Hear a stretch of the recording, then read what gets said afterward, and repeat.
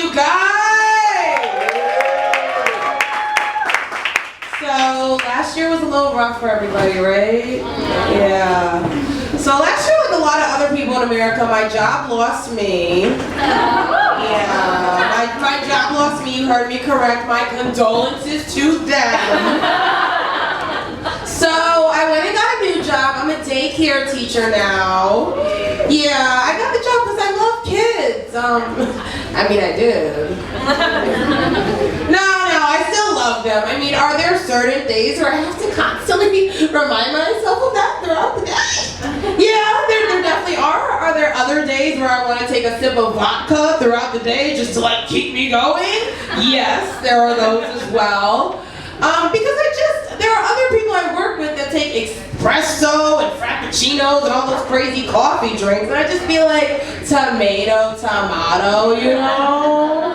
Because like the kids I work with are 18 months old to 2, so they're basically little drunk people anyway. They do drunk people shit. I turned around one day, one of my little girls had her shoes, socks, and pants on. Which is something I've attempted to do after too much tequila. No, they're wild, man, and it's just, we had Teacher Appreciation Week a couple of weeks back, and my job was not subtle about it. Like, they had this humongous banner out there that said, like, Teacher Appreciation Week, teachers are superheroes, da-da-da-da-da, and it was really all just code for, get us some goddamn gifts. Get us some goddamn gifts. And out of the 17 kids in my class, only 3 of them got us gifts. Right, like not to sound ungrateful or anything, but like, what the hell, man? A house plant, a gift card, a token to Chuck E. Cheese, like anything will do. I wipe your kid's butt, bro. I mean, and that's the kind of stuff that makes me know, like that specifically, that I am not ready for my own child.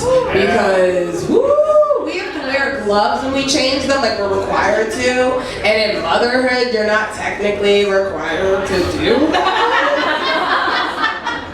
But the person I am right now, like if my kid were to poop on my bare hand, she would have to go. I'd sit her down and I'd be like, listen, I don't know how excited my child is, girl, but listen,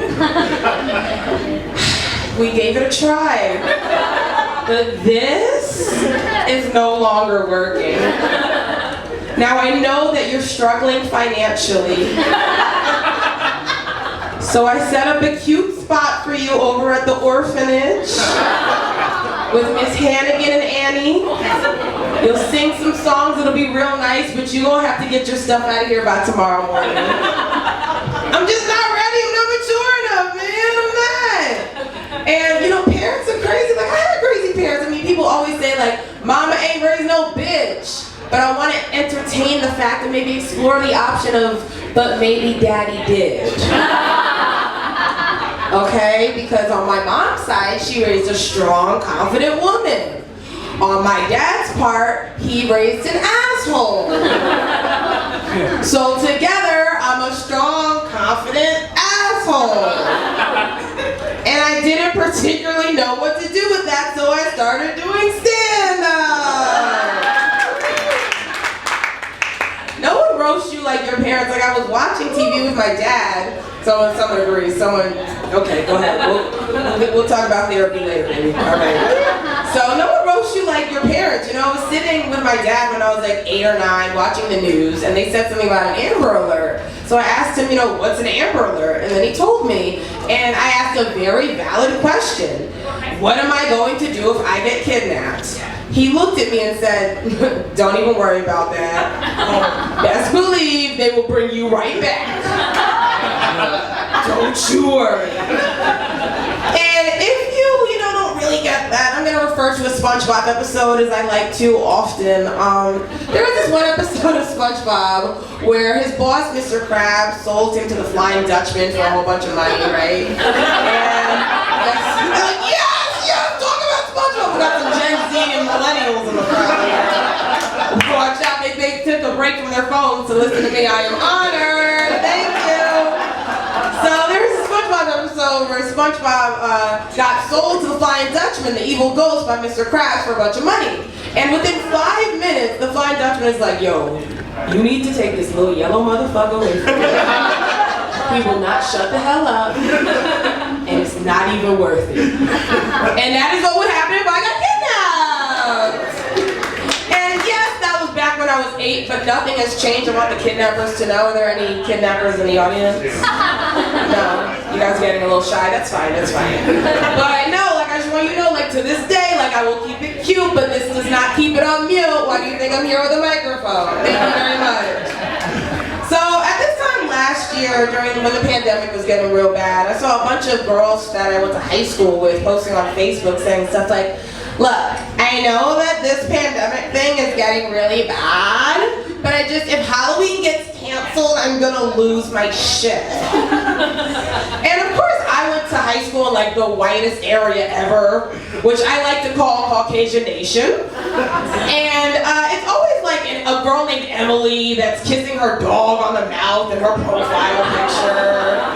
And I'm like, sis, I just feel like the ship for you to have lost your shit has sailed far away.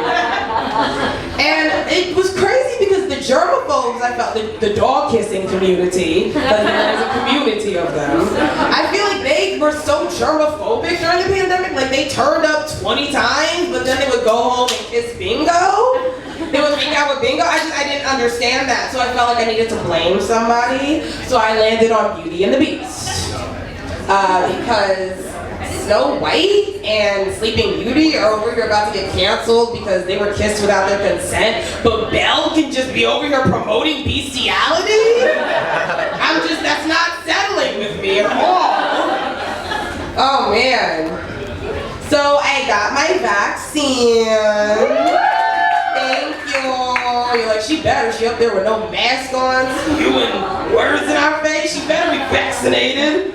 So I got my vaccine, it went really well. Well, the second shot went well because a black woman did it, so I felt very safe. But the first shot, like this guy comes out, he's making good, like little small talk, whatever. But right after he successfully gives me my shot, he immediately says, I'm getting pretty good at this. Excuse me? What? And I go, well, I hope so. And he says, yeah, you think.